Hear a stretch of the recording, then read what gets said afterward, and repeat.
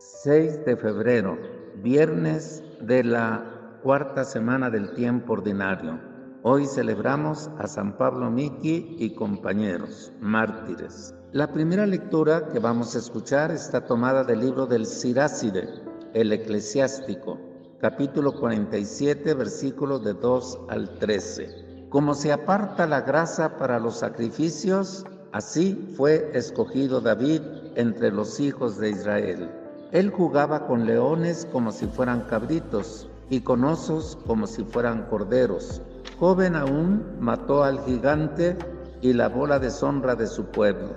Hizo girar su honda y de una pedrada derribó la soberbia de Goliat, porque invocó al Dios Altísimo.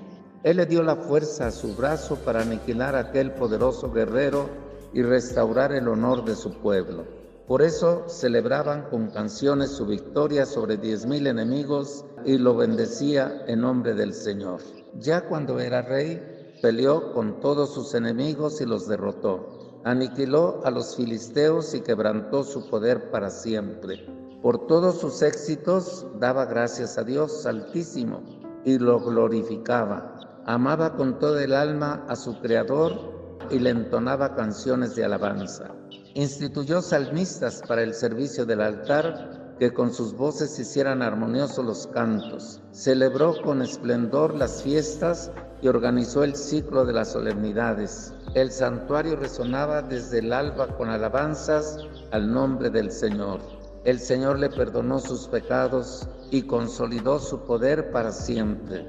Le prometió una dinastía perpetua y le dio un trono glorioso en Israel.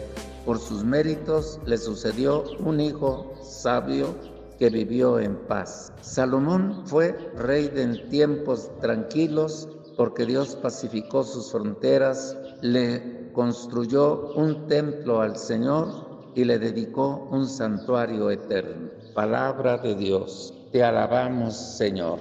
La presencia de David es una presencia de bendición importante para el pueblo de Dios. Dios lo escogió y lo consagra rey de Israel, todavía siendo un joven, un niño prácticamente, pero tuvo que servir al rey Saúl mientras llegaba el momento en que al morir Saúl, él lo pudiera seguir en el mando.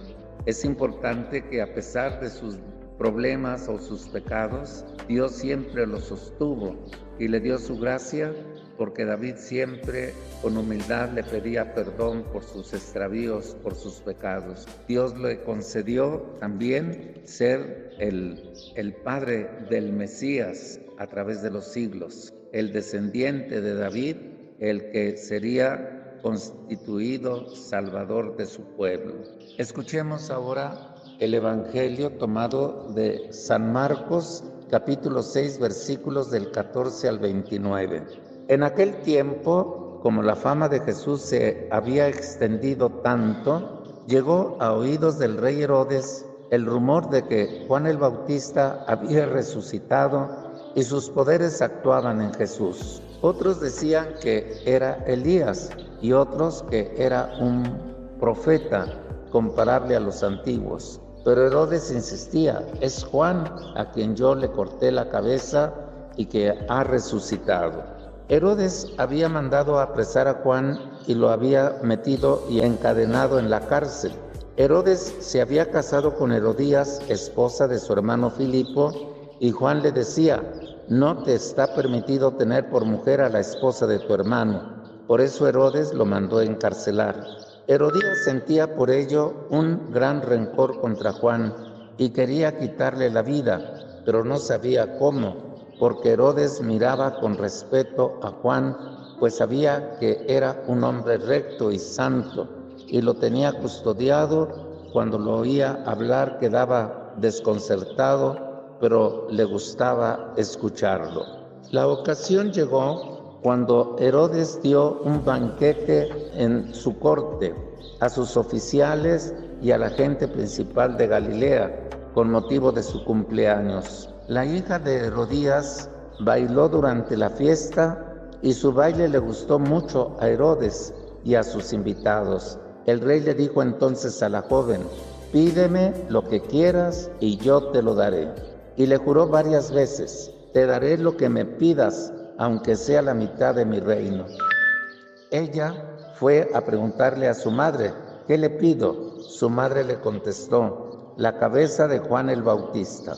Volvió ella inmediatamente junto al rey y le dijo: quiero que me des ahora mismo en una charola la cabeza de Juan el Bautista. El rey se puso muy triste, pero debido a su juramento y a los convidados, no quiso desayunar a la joven y enseguida mandó a un verdugo que trajera la cabeza de Juan. El verdugo fue, lo decapitó en la cárcel, trajo la cabeza en una charola, se la entregó a la joven y ella se la entregó a su madre. Al enterarse de esto, los discípulos de Juan fueron a recoger el cadáver y lo sepultaron. Palabra del Señor. Gloria a ti, Señor Jesús.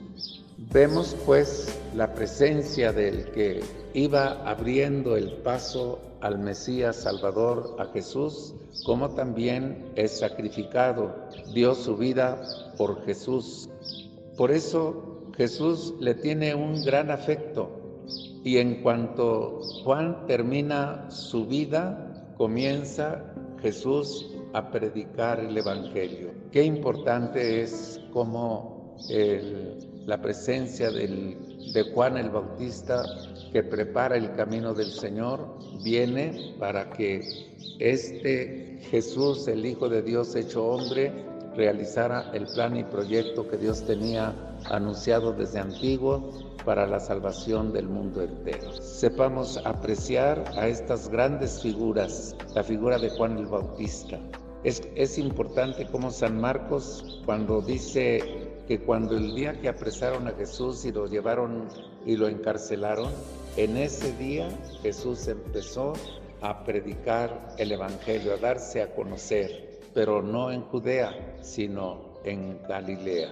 Ojalá que también nosotros, como Jesús, sepamos dar fe con nuestra vida y con nuestras palabras a un nuevo mundo, viviendo el Evangelio conforme Jesús nos lo predicó, para transformar el mundo en el que estamos viviendo hoy. Gracias por escuchar la palabra de Dios, gracias por escuchar esta pequeña reflexión. Muy buenos días, que Dios los bendiga.